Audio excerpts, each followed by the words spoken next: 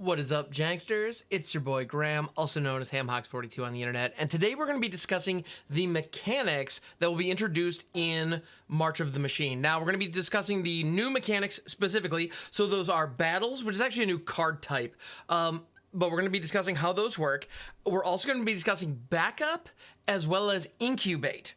So there are a number of other mechanics that are included in this set, such as transform and convoke, that we've seen before that I'm not going to touch on here, but I am going to be releasing episodes of my podcast, Overthinking MTG, where we look at individual cards that have those mechanics on them, and I'll be touching on those there if that's of any interest. So as far as our topic for today goes, though, we're looking at the brand new mechanical things. I mean, in the case of battles, it's interesting because there are new mechanics that are included with it, obviously, by virtue of how it works, but it is in fact a new card type. So with that, let's just jump right on in, and let's take a look at battles. So, battles are a brand new card type, which you'll notice are a little awkward as far as the orientation of the card itself, because they are printed horizontally rather than vertically, unlike most other Magic cards. I know there were like split cards in the past that were printed horizontally, and okay, that's neat. That has existed in the past, but in this case, we have a full single card that is printed horizontally. And fortunately, also, I want to give a huge shout out to the folks over at Scryfall, which is the tool I use to display cards on these videos. They did add a rotate button to make it nice and easy to display. So I'm very grateful for that. Thank you, Scryfall. So in the case of the battle that I have on screen here, we have the Invasion of Ikoria. Well, the way that this works is the battle is a permanent that you cast from your hand, just like any other spell. I suppose you can cast it from exile or the like, depending on other effects. But it's a spell that you cast, just like anything else, and it is a permanent that enters the battlefield. Upon entering the battlefield, you, the owner of the battle, choose a protector. So all permanents in Magic have an owner, a controller, an owner and a controller. That's normal. That's something that we have today.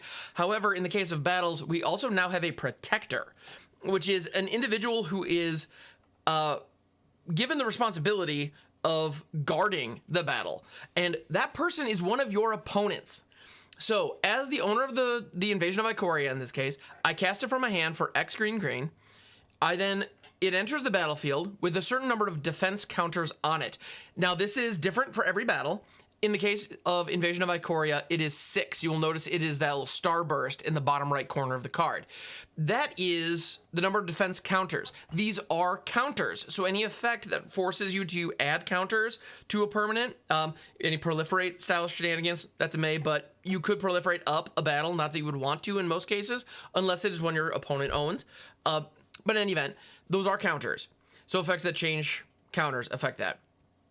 And the goal, as the owner of the battle, is to remove the last defense counter from the battle. When you do, you get to cast the backside of the battle. So the position that you're putting your opponent in, they now have the ability to block creatures that are attacking this battle. And when a creature deals damage to a battle, or a spell deals damage to a battle, you remove defense counters equal to the amount of damage dealt. So if they function similar to a Planeswalker in that regard, and keep in mind, you, the controller of the battle who cast the battle, you are still the controller of the battle. In casual play, in a lot of circumstances, you will probably set the battle on the protector's battlefield. And in Arena, we have seen screenshots of a battle in action. It is on the opponent's board. So the protector is going to have the battle placed on their battlefield in many cases. And as a result, it may get a little confusing because they are not the controller of this permanent. You, the caster, retain control of the battle, unless another effect intervenes in some way. And as a result, if an effect says sacrifice a permanent, you, the owner of the battle, have the ability, or the controller of the battle, I should say, have the ability to sacrifice the battle. Now, that does not count as having defeated the battle, however, and as a result, you will not get the backside of it. So keep that in mind. Also, a spell that says destroy or exile target permanent can target a battle. As the battle's controller, this is not in your best interest because it does not count as having defeated the battle until you have removed the last counter. If the battle gets exiled or destroyed without those counters being removed, it's just gone and you don't get the benefit. So what is the benefit? Well, the benefit is another spell, and it's on the backside of the battle. So in the case of Invasion of Ikoria, let's start from the beginning. I have Invasion of Ikoria in my hand. I cast it for X green green. Let's say I cast it for 3 green green for the sake of simplicity. When Invasion of Ikoria enters the battlefield, search your library and or graveyard for a non-human creature card with mana value X or less and put it onto the battlefield. If you search your library this way, shuffle it. So this is an effect that lets you search up a creature upon entering the battlefield. So just by playing the battle, you get a benefit. And in this case, a pretty solid one, depending on how your deck is constructed. That could be a very powerful effect. Also, fun fact, it helps you break the battle because it helps you attack the battle because it's bringing creatures onto your board. So that's pretty cool. And then, assuming I deal 6 damage to the Invasion of Ikoria, remove 6 defense counters from it, we then get the backside, which is Zalortha, Apex of Ikoria. This is an 8/8 reach legendary dinosaur. For each non-human creature you control, you may have that creature assign its combat damage as though it weren't blocked, which is kind of the old Rocks or Thorn Elemental ability, or Lone Wolf if you're really old school, which is kind of neat. Like that's a cool throwback ability. It fits. Also, I love the fact that Zalortha is present on a Magic card. Zalortha was the in-universe name for the Godzilla box topper from Ikoria. So it's kind of neat to see Zalortha represented on a proper card. But as far as battles go, the backside is the benefit. As the controller of the battle, when the battle dies, when the battle is defeated, I need to be very clear about that. When the battle is defeated, the last defense counter is removed from it, you have the ability to cast Zalortha, Apex of Ikoria. There is no mana cost, so the mana cost of this is 0. Fun fact, that means, if I'm not mistaken, Minor Misstep can counter this spell. So keep that in mind. That's actually, that card is bumped up in my estimation quite a bit. So this card is a powerful spell, and you get it by defeating the battle, which you yourself cast. So it's an interesting effect. It's a weird situation, but it's pretty darn cool. Note effects. Oh, this is also a permanent that you control that you can attack, which is the first time we've ever seen that. And there are questions going around right now as to if I somehow animate the battle into a creature, can it attack itself? Which seems like a crazy situation, a crazy question. But the reality is we've never seen anything, like the precedent isn't here for a situation like this. So as far as the actual rules of Magic go, that's a fair question. In one discussion that was discussing this effect, I did see somebody claiming to be a member of WotC's staff saying that it does not work that way. If a battle is assigned targeting itself or attacking itself, not targeting, then it will be removed from combat, which is kind of an interesting idea. I haven't checked at this point, I don't believe the comprehensive rules have been updated to reflect this, so I have not had a chance to review that specific fringe case, but that is very unique because we don't have any spell that says turn target battle into a creature. You have to do a bunch of roundabout ways to make that happen, but it is theoretically possible. So, also, if you have an effect like Vorinclex Monstrous Raider, it says when you put a permanent on if a permanent having a counter put on it under your control, I'm trying to, how exactly is it worded?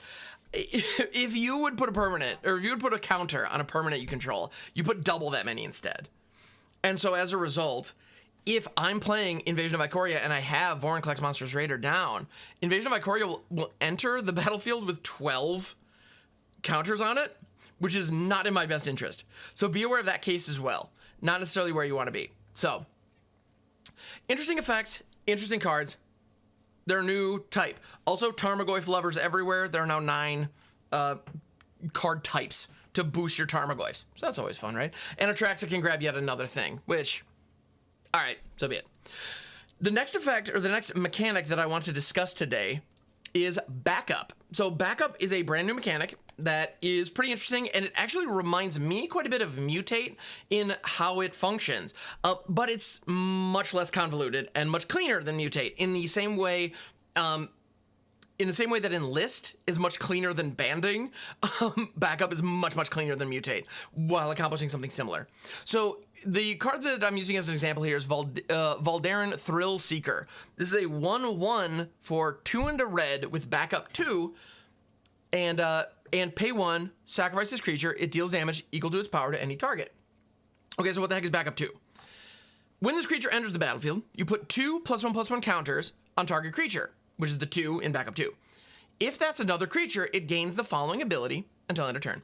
So, yeah, so if you could put the counters on the Thrill Seeker itself, and it could be a 3/3, which is fine. If you're putting those counters on a different creature, however, you add the 2 counters, and then you also grant that creature the ability, 1, sacrifice this creature, deals damage equal to its target, equal to its power to any target. So if you have a very large creature, this granting that creature the ability to fling itself could be really useful.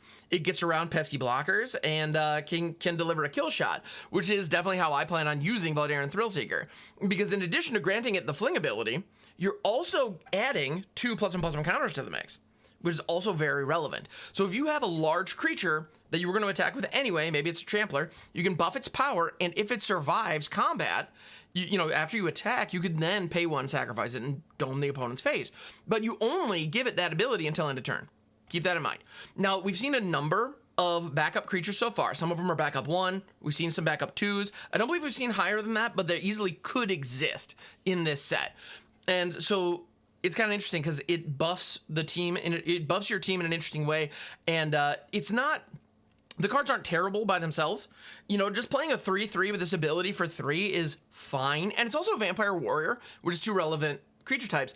However, I think you really get the best bang for your buck when you can give that effect, or when you can give that ability to a creature that can benefit from it far more than this little 1/1 vampire. So if you give this to a 10 power creature, for example, then you can do some cool things.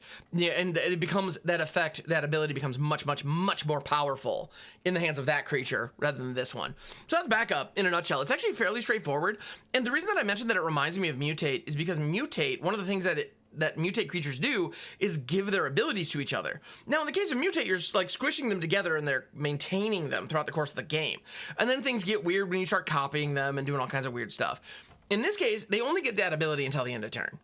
So the opportunity for weird fringe case scenarios is possible, but it's much more limited, and it's not as easy to pull off. So I think 9 times out of 10, this is going to play much better than Mutate does.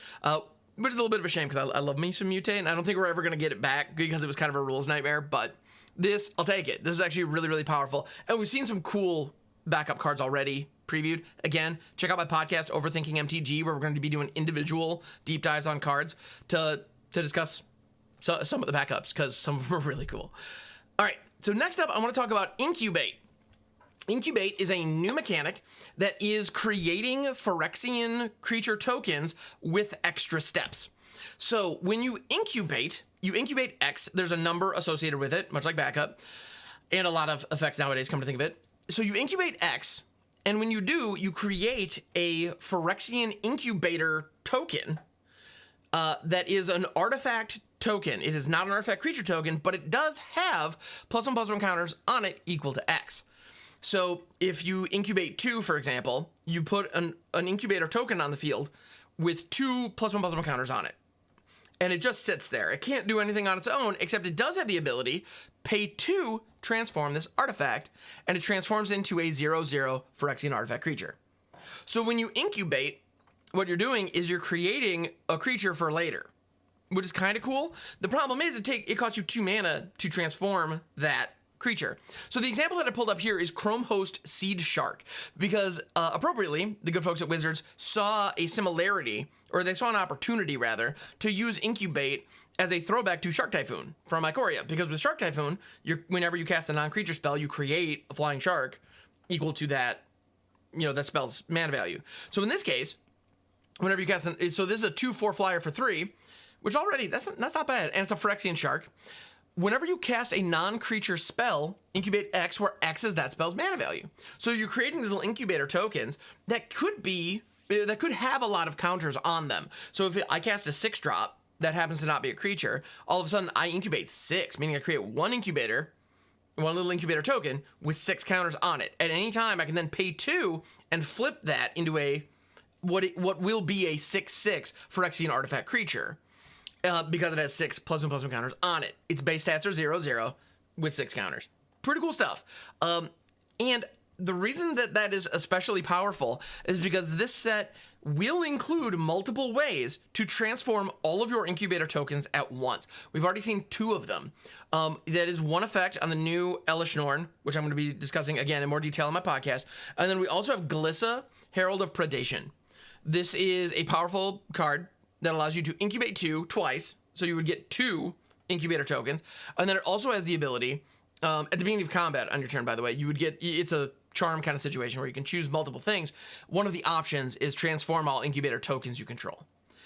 So if you're in a situation where you've already established a lot of incubator tokens, they're running around, they're here, they're ready to go, but they haven't, well, they're not running around yet, they're just sitting there, but they haven't turned into creatures yet to actually do anything and be relevant in combat, Glissa can just awaken all of them at once.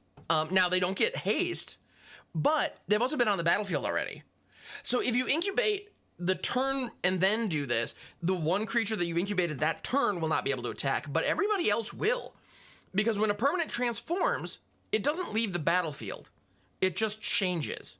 And as a result, if an incubator token has been lying around and it was around through your last upkeep, you know, and therefore not summoning sick, you will be able to attack with it. So it's pretty darn good. So I think Incubate is an interesting mechanic. I have a sneaking suspicion we will not see it beyond this set, but it will be probably a draft archetype, and we will see people like myself attempting to do some incubation stuff in standard. But I don't think this one's gonna stand the test of time. However, I think backup is actually a pretty clean mechanic. I wouldn't be surprised if we don't see it again until maybe sometime down the road when they bring it back, similar to what they do with other mechanics. Well, like Convoke in this set is one that is, I believe, classified as deciduous. I could be wrong on that, but it's not necessarily as evergreen as flying, but it's something that they'll bring back from time to time when it fits flavorfully. And I wouldn't be surprised if backup fits that role and falls into that role. Incubate, I personally feel like, is probably too heavily tied to the Phyrexian invasion, just from a flavor perspective, and I'll be shocked if we get that again, at least anytime soon. You know, many years down the road, who knows where Magic Story is going to go. Maybe we get it back, but probably not. Meanwhile, battles are probably here to stay. These are a brand new card type, and I think Wizards is going to do what they can to explore this space and do this more frequently. So I'm intrigued at the possibilities. So thank you so much for checking out this video. I appreciate it very, very much. If you enjoyed this, please like and subscribe. It actually helps the channel immensely. Lets the folks at YouTube know that I'm doing something right over here. So thank you so much. I appreciate it. And I'll catch you on the next one.